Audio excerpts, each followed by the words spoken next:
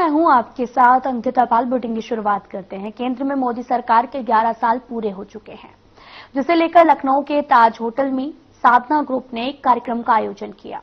इस कार्यक्रम में यूपी सरकार के पर्यटन एवं सांस्कृतिक मंत्री जयवीर सिंह समेत कई जानी मानी हस्तियों ने शिरकत की है। अपने कार्यक्रम की शुरुआत जो है वो शंखनाद से ही करेंगे।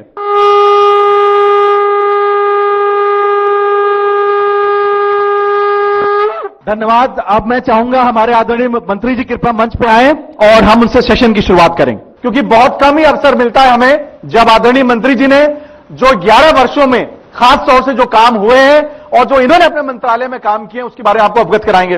मंत्री जी, आपका सबसे पहले बहुत बहुत स्वागत है साधना समूह के इस आयोजन में, और आपने अपना समय दिया उसके लिए हम पूरी आत्मा से आपका बहुत बहुत धन्यवाद देते हैं। और हम चाहेंगे कि कार्यक्रम की शुरुआत करें। 11 सालों के लिए कि में जो काम हुए हैं उसके बारे में हमारे दर्शकों से प्लीज बताएं। पहले तो भाई ब्रजमोहन जी को बहुत बहुत धन्यवाद, कृतज्ञता कि आज बहुत सारे साधना समूह के दर्शकों के सामने देश और प्रदेश की सांस्कृतिक और पर्यटन की गतिविधियों को रखने का आपने अवसर दिया। आपका बहुत बहुत आभार, धन्यवाद। जैसा कि सब लोग अवगत हैं कि 2017 से पहले उत्तर प्रदेश की पहचान बीमारू राज्य के रूप में, दंगाई प्रदेश के रूप में, आतताइयों के रूप में जानी जाती थी। स्थिति यहां तक थी कि न प्रदेश में कोई निवेशक अपने निवेश को राजी होता था। विदेश छोड़ दो, अपने उत्तर प्रदेश के रहने वाले भी जो बड़े औद्योगिक घराने थे वो भी अपना निवेश उत्तर प्रदेश में करने के लिए राजी नहीं थे। गांव की कनेक्टिविटी हो, शहरों की कनेक्टिविटी हो, या प्रदेश से जो महत्वपूर्ण मार्ग है उनकी कनेक्टिविटी हो, झील सील टूटी फूटी सड़कों से प्रदेश की पहचान थी। बिजली में आपूर्ति में माना जाता था कि कब बिजली आई ये महत्वपूर्ण था, जाने का कोई समय नहीं। बिजली जाती ही थी, थोड़ी बहुत बिजली की उपलब्धता थी। जो पीड़ता था वही जेल जाता था, अपराधी थाने चलाने का काम करता थे। बल्कि सरकार के गिने चुने हर जिले में एक सुपर सीएम बना रखे थे जो पूरी सारी पावर वहां के प्रशासन की एक्सरसाइज करते थे। उन्हीं के इशारों पर उत्पीड़ित होने वाले व्यक्ति के साथ अन्याय होता था। सर, सबसे पहले तो आपका बहुत बहुत धन्यवाद। आज सौभाग्य है हमारे लखनऊ में आज आप मौजूद हैं। बात हो रही है सर आदरणीय प्रधानमंत्री श्री नरेंद्र मोदी जी के तीसरे कार्यकाल के पहले वर्ष की और 11 वर्षों के कार्यकाल की केंद्र सरकार में और पूरे देश में। सर, क्या कहना चाहेंगे सर आप?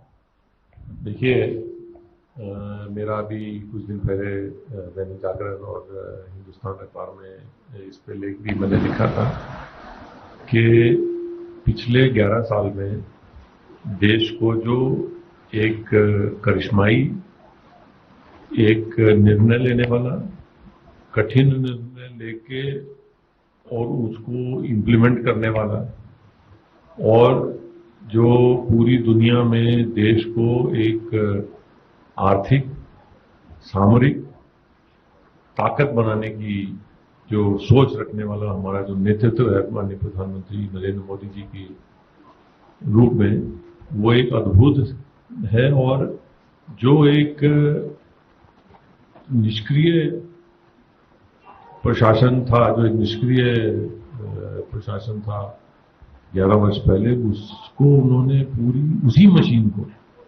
देखिए ये कोई उन्होंने मशीन नहीं बदली, सिर्फ जो उनकी एक टीम थी वो चेहरे बदले, इंस्टीट्यूशन वही रहे, संस्थाएं वही रहीं।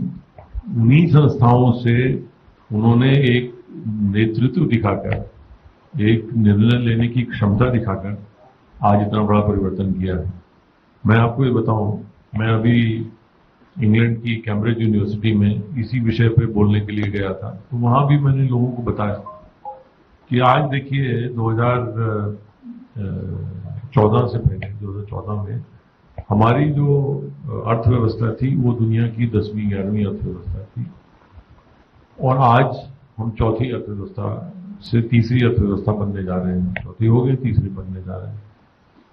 बहुत बड़ा परिवर्तन है। हमारे साथ एक और गेस्ट हमारे सेशन में मौजूद है, आचार्य विजय वर्मा जी हैं। 11 साल बेमिसाल हमने आज का प्रोग्राम का कंसेप्ट रखा है। 2014 में देश के प्रधानमंत्री आदरणीय श्री नरेंद्र मोदी जी ने उन्होंने पदभार ग्रहण किया और उनके तीसरे कार्यकाल का पहला साल 9 जून को समाप्त हो जाता है। क्या लगता है आपको कि आदरणीय प्रधानमंत्री मोदी जी के लिए आने वाला समय कैसा है और वही हमारे देश के ऐसे प्रधानमंत्री क्यों बने या कैसे बन पाए? मोदी जी के बारे में मेरे पास बहुत सारी चीजें हैं कहने के लिए और इसके लिए तो पूरा एपिसोड हमको बनाना पड़ेगा। लेकिन हमको जब उनकी कुंडली का हमने एनालिसिस किया था सबसे पहले, तो हमको एक ही चीज समझ में आई थी कि ये आदमी को देश के प्रधानमंत्री बनना है और देश को बदलने के लिए इससे ज्यादा सशक्त आदमी कोई नहीं हो सकता। एक तो उनके निर्णय लेने की क्षमता, कुंडली उनकी जो देखी तो कुंडली को देख के मैं बहुत प्रभावित हुआ और ईश्वर उन्हें अच्छा स्वास्थ्य लाभ दे। और अभी हमको लगता है कि बहुत कुछ ऐसी चीजें हैं जो 11 साल में पूरी नहीं हुई हैं, अभी बहुत बाकी है। और ऐसा मेरे को लगता है कि 47 से लेकर और अभी तक जितनी भी चीजें थीं वो सिर्फ 11 साल की अगर हम देखें तो बहुत सी चीजें इतनी तेजी से, इतनी रफ्तार के साथ कई मुद्दों पे डिसीजन लिए गए। मेरा सौभाग्य है कि आपके चैनल के माध्यम से हम खुल के कह पा रहे हैं। मोदी जी की जो कुंडली है वो वृश्चिक लग्न की है और लग्न में मंगल और चंद्रमा दोनों बैठे हुए हैं और मंगल उनका शनि के नक्षत्र में होने की वजह से जैसे ही 2011 के आसपास से चंद्रमा की महादशा उनकी शुरू हुई तो वैसे ही हमको ये समझ में आ गया था कि कोई जमीन से जुड़ा हुआ आदमी जो एक जमीन में एक एक जगह का घूमा फिरा, लोगों की जरूरतों को समझने वाला, एक दूसरे की मनसा को समझने वाला, घर परिवार सब कुछ छोड़ के विचरण करने वाला आदमी, जगह जगह पे रहना, हर शहर में रहना, और मतलब इस तरह का आदमी ही देश को आगे लेके जा सकता है। मेरे को लगता है कि जो राजा की तरह के रहता हो तो वो तो राजा है ही है, लेकिन प्रजा बन के जो काम करने वाला हो वो समझ सकता है कि प्रजा की जरूरतें क्या हैं, तो वो मोदी जी का व्यक्तित्व है। और सर सबसे पहले तो आपको बहुत बधाई कि आपने अभी निदेशक सूचना का पदभार ग्रहण किया है। Thank you. ये विभाग सीधे मुख्यमंत्री योगी आदित्यनाथ जी को सीधे रिपोर्ट करता है और मुख्यमंत्री योगी आदित्यनाथ जी की जो छवि है वो 2017 से 19 में अलग हुई, 19 से 22 में अलग हुई और अब 2025 में वो बहुत टॉप लेवल पे जा चुकी है। तो ऐसे पदभार को ग्रहण करके क्या कहना चाहेंगे आप सर? और बात 11 साल बेमिसाल की भी हो रही है और 8 साल जो आदरणीय मुख्यमंत्री जी भी उसमें एक बड़े डिब्बे के रूप में शामिल हैं, तो क्या कहना चाहेंगे सर आप इस बारे में? सबसे पहले तो मैं आपके चैनल को और आपको धन्यवाद देता हूं, आपने मुझे यहां बैठकर अपनी बात कहने का मौका दिया। दूसरा, जो सरकार के कार्यकलाप हैं 11 वर्ष और 8 वर्ष के, इस विषय में चूंकि मेरे कार्य का एक अंग है और मुझे सरकार की योजनाएं, सरकार के द्वारा किए गए कार्य, इनको पब्लिक तक पहुंचाना और उनको जो रियल बेनिफिशियरी है उसका जो आइडेंटिफिकेशन है, वो डिलीवरी है, उस मैकेनिज्म के बारे में लोगों को बताना, ये मेरा कार्य है। और मैं अपने आप को भाग्यशाली मानता हूं, इतनी लंबी सेवा के बाद मुझे ऐसी एक जिम्मेदारी दी गई है, जिसके लिए मैं जो फील्ड में मेरे द्वारा किए गए कार्य हैं, जो मेरा अनुभव है, जो मैंने महसूस किया कई बार कि जो पॉलिसी है वो कैसे जो एक्चुअल नीडी आदमी है जिसके पास वो पहुंचनी चाहिए, वहां पहुंचने में जो पॉलिसी में गैप्स होते हैं उनका आइडेंटिफिकेशन संबंधित विभागों द्वारा किया भी जाता है समय समय पर। उनको ठीक करके हम किस प्रकार से सरकार की बात को प्रभावी ढंग से पब्लिक तक पहुंचा सकते हैं, तो ये करने का मौका मिला और मुझे अभी तक का जो अनुभव है काफी अच्छा है और मैं लगता है कि जब इस जिम्मेदारी को पूरी ईमानदारी के साथ निभा पाऊंगा। रमेश सिंह, राजा भदौरिया जी, ये बीजेपी के नेता हैं। आज के इस कार्यक्रम में आपका स्वागत है। आज हम 11 साल विकास के मना रहे हैं। ये बहुत बड़ा पर्व है हमारे भारत के लिए, क्योंकि इन 11 सालों में हमने ऐसी ऐतिहासिक डेवलपमेंट्स देखी है जो हम कहीं ना कहीं जिसका इंतजार कर रहे थे। और आज की तारीख में बीजेपी एक ऐसा बड़ा पार्टी बन के उभर के आया है जिसने अपना कहीं ना कहीं एक डंका बजाया है। तो आज मैं आपका स्वागत करना चाहूंगी। जी बहुत बहुत धन्यवाद। और मैं साधना न्यूज और साधना चैनल को बहुत बहुत धन्यवाद और बधाई देता हूं इस कार्यक्रम को करने के लिए। और भाजपा की जो बात आप कर रही हैं कि लोगों तक पहुंचने की बात, तो भाजपा अंत्योदय की सोच के साथ ही शुरू हुई थी और उसी पर लगातार कार्य कर रही है। और हमारे नेता मोदी जी वो चूंकि बहुत नीचे से जुड़ के रहे हैं हमेशा से, कोई बहुत बड़े उससे संस्थान से कहीं आए नहीं है वो, और जनता को जोड़ के चलना उनकी हॉबी है, उनकी आदत है। तो वो एक एक दर्द और एक एक चीज को पहचानते हैं। तो जो जिस चीज को फील किया है या जिस चीज से गुजरा है, वो सबसे अच्छा उस चीज का इलाज कर सकता है या उसके लिए सोच सकता है। अगर हम जनता के परेशानियों की बात करें तो जैसे ओडीएफ लेके हम लोग चल रहे थे, आज सरकार ने गांव में घर घर शौचालय जो हम लेके आए, सरकार मोदी जी की बहुत बड़ी सोच थी, जो एक सामान्य जनता की जो दिक्कतें थी इस महिलाओं की, उसको लेके आगे बढ़े और आज गांव गांव तो उस चीज को पहुंचाया। आम जनमानस की समस्या थी वो, बहु बेटियों की समस्या थी वो। हम गांव से जुड़े हैं क्योंकि हम जानते थे कि अगर सूर्योदय हो गया, उसके बाद अगर तबीयत खराब भी है तो कितनी समस्याओं को झेलना पड़ता था। आज उन समस्याओं से लोग नहीं जा पा रहे हैं। और आज हमारे साथ बैठे हैं अमित पाठक जी। ये मेदांता हॉस्पिटल के एडमिनिस्ट्रेशन को पूरी तरह से देखते हैं और इनसे बढ़िया गेस्ट हमारे साथ आज नहीं हो सकता, जो विकास मेडिकल, स्पेशली मेडिकल में जो विकास हो रहा है उसके बारे में बात कर सके। इससे पहले कि मैं उनसे कुछ सवालात करूं, मैं चाहती हूं कि वो अपने बारे में कुछ बताएं। नमस्कार, साधना चैनल को बहुत बहुत धन्यवाद मेरी तरफ से, ब्रजमोहन जी को और आपको। मैं एक एविएशन इंडस्ट्री से मैं आता था पहले। जेड एयरवेज में मैंने 21 साल काम किया और वहाँ पर मैं स्टेशन को हेड करता था लखनऊ को, और जेड एयरवेज को भी मैंने स्टार्ट किया लखनऊ में। वहाँ पर डॉक्टर त्रेहन से ये प्रेरणा मिली कि मैं हेल्थ इंडस्ट्री ज्वाइन करूं, और वहाँ से फिर मैं मेदांता लखनऊ को ज्वाइन किया।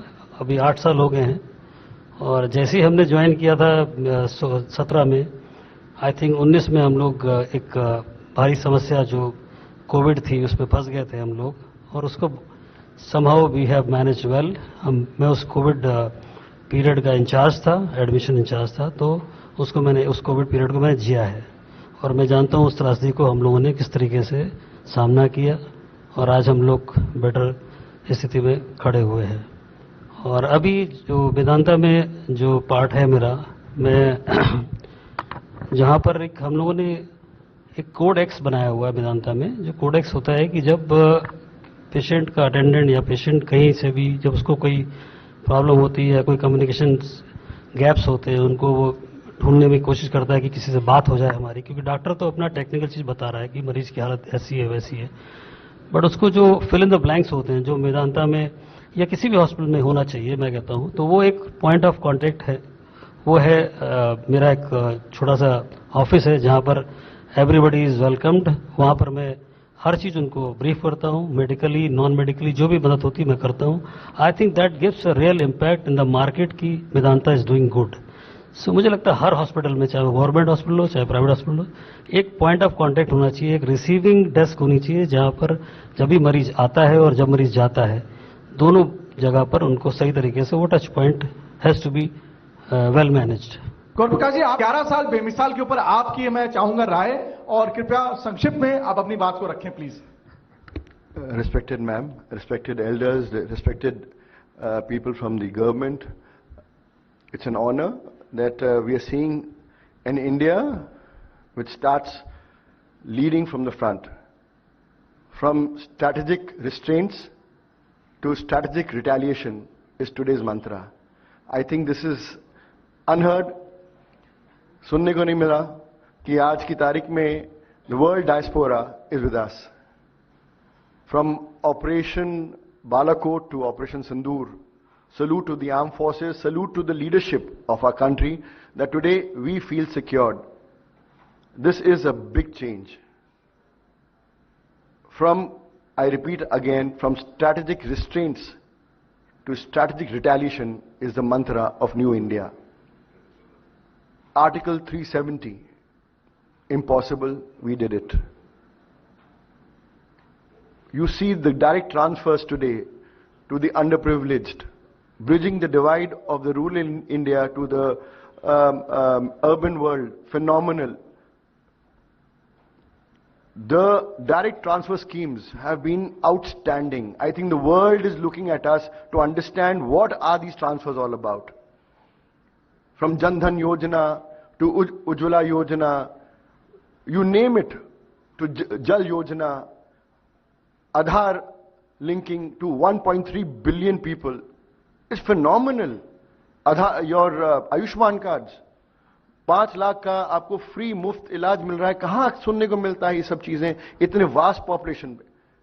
And today from 2014, where we were the 11th largest economy, we have reached to 4th largest economy, surpassing Japan. That's achievement. हमारे साथ ओमकार शंकरधर जी मौजूद हैं. ये एक बहुत ही धार्मिक आदमी हैं. आज आप हमारे साथ बैठे हैं तो मैं सबसे पहले इसी के बारे में आपसे बात करना चाहूंगी. अयोध्या में जो इतना बड़ा हमारी सरकार ने एक इतना बड़ा अचीवमेंट लिया, इस पे आपका क्या दृष्टिकोण रहा? नमस्कार मैडम, मैं ब्रजमोहन जी और आप तनुश्री जी का बहुत बहुत स्वागत, धन्यवाद आप लोगों को कि मुझे आपने इस चैनल में आमंत्रित किया. मोदी जी के बारे में तो बस यही है कि 11 साल बेमिसाल, आपने नाम भी उनको ऐसा दे दिया. तो मैं यही कहना चाहूंगा कि मोदी जी, जैसे पहले कहा जाता था कि भारत सोने की चिड़िया, अभी भी मैं सुन रहा था तो भी यही चिड़िया कहा गया. तो पहले चिड़िया था, तो चिड़िया जब तक था तब तक खूब लूटा लोगों ने, खूब लूटा, अंग्रेजों ने खूब लूटा, सबने खूब लूटा, जो क्योंकि सोने की चिड़िया थी वो. अब मोदी जी ने इसको बना दिया सोने का शेर. तो अब सोने का शेर जो है, इसके सामने आकर के कोई लूट के दिखाए. चिड़िया को तो लूट सकता है कोई भी, शेर को कोई नहीं लूट सकता.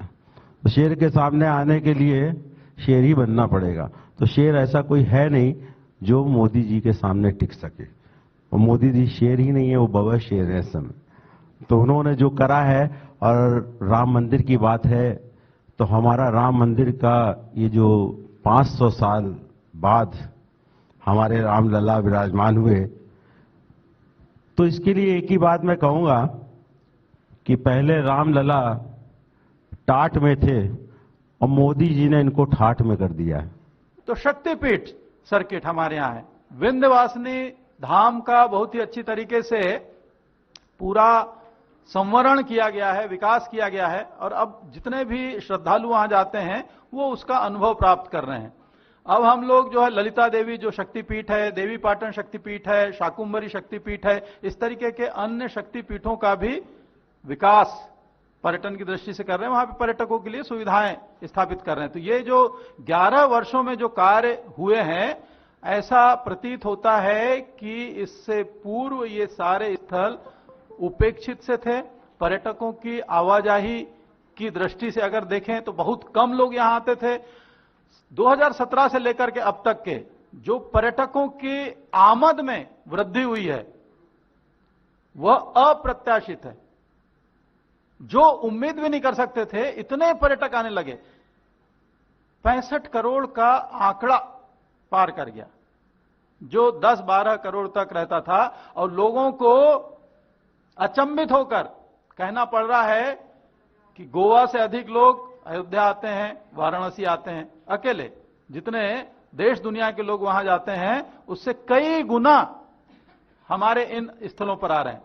एक तो कोविड के बाद में प्रत्येक व्यक्ति के मन में अपने जीवन के प्रति जो उसकी उत्कंठा है, और साथ ही साथ जीवन के प्रति जो उत्साह है, उसमें एक विशेष प्रकार का संचार हम देखते हैं. और इसी वजह से इन सब आध्यात्मिक स्थलों की ओर लोगों की आमद बढ़ी है. तो उत्तर प्रदेश में 11 वर्षों में लगभग 2000 स्थलों पर हमने कायाकल्प का कार्य किया है. यहां पर चाहे बेंच हो, शौचालय हो, पेयजल व्यवस्था हो, यात्री हाल हो, लाइट्स हो, पहुंच मार्ग हो, या वहां की लैंडस्केपिंग हो. दिशा सूचक हैं, वहां पर लाइट्स के साथ ही साथ जो बहुत सारे संकेतक हैं, वो सब कुछ प्रस्तुत किया गया है. और आपका स्वागत करते हुए मुझे बहुत गर्व महसूस हो रहा है. धन्यवाद. लखनऊ में लगातार दूसरी बार एक महिला मेयर बनी हैं और आपको सोशल मीडिया में इतना एक्टिव देख के मैं बहुत गर्व फील कर रही हूँ, क्योंकि मैं कल भी देख रही थी कि आप ऑन फील्ड थी और आप आंध्र प्रदेश से आए हुए लोगों को उनके साथ पूरा दिन रही हैं। और सबसे बढ़िया चीज़ मुझे ये लगी कि आप जन नागरिक को बोल रहे थे कि मैं नहीं आ पाई आपके भंडारे के लिए। मुझे इतना अच्छा लगा कि आप लोकल लोगों के साथ इतना जुड़ी हुई हैं। हर किसी को हर स्टेज पे पता है कि मेयर मैम सबके लिए क्या कर रही हैं। तो धन्यवाद। आप अपनी तरफ से बताइए कि यहाँ पे लखनऊ में जो ये प्रगति का इतना कार्य आप कर रही हैं, थोड़ा सा आप उसमें दृष्टिकोण अगर डाल सकती हैं। आप सभी को नमस्कार। आज मुझे 2 साल पूरे हो गए हैं, मतलब हफ्ते भर पहले 3रा साल शुरू हो गया है। 2 साल का मैं अपना एक एक दिन का हिसाब मैं जनता को दे सकती हूँ। मैंने जब शपथ ली थी तो सबसे पहले मैंने ये ठाना था कि स्वच्छता अभियान चलाया जाए। हमारे प्रधानमंत्री जी, हमारे पूज्य योगी आदित्यनाथ मुख्यमंत्री जी सब चाहते हैं कि शहर स्वच्छ हो, तो स्वच्छता के लिए मैंने अपनी तरफ से भरपूर प्रयास किया है। और मुझे लगता है लखनऊ की जनता बैठी है, स्वच्छता पे काफी काम हुआ है। लखनऊ नगर निगम में पहले डीजल पेट्रोल से गाड़ियां चलती थी, 1250 ईवी गाड़ियां यहां लगा दी और 6 महीने के अंदर अंदर जो शेष गाड़ियां बची हैं 400-500 वो भी समाप्त हो जाएंगे। सिर्फ यहाँ इलेक्ट्रिक व्हीकल ही चलेंगे, जिससे प्रदूषण में भी कमी आएगी। दूसरा, सदियों से जो कल आंध्र प्रदेश के मंत्री जी आए, आंध्र प्रदेश के मुख्यमंत्री जी ने स्पेशल लखनऊ भेजा और उससे पहले ब्राजील सरकार के भी प्रतिनिधित्व यहाँ आए थे। सिवरी एक गांव है जो सरोजनी नगर विधानसभा में है। उस गांव में 4-5 दशक से कूड़ा डंप हो रहा था। कोई विकल्प नहीं था कि हम कूड़े को यहाँ से सफाई हटाएं या कैसे करें। लंबे बड़े बड़े पहाड़ बन गए थे और जब कभी बारिश होती थी उन पहाड़ों में पानी गिरता था, कूड़ा सड़ता था, लीचड़ पैदा होता था। आसपास खेती भी है, वो अगर उस आसपास की खेती से सब्जी अगर मेरे किचन में आ रही है तो मेरे किचन में जहर आ रहा है। उस पे मैंने विशेष ध्यान दिया। इसमें मेरे पूर्व नगर आयुक्त इंद्रजीत सिंह का भी बड़ा सहयोग रहा, बड़ी मेहनत की उन्होंने भी, मैंने भी दिन रात। बुलेटिन में मेरे साथ इतना ही, पर अब वक्त हो चला है डॉक्टर राकेश गुप्ता के साथ हमारे खास कार्यक्रम प्लस माइनस का। नमस्कार दोस्तों, आपने सुना होगा कि नारी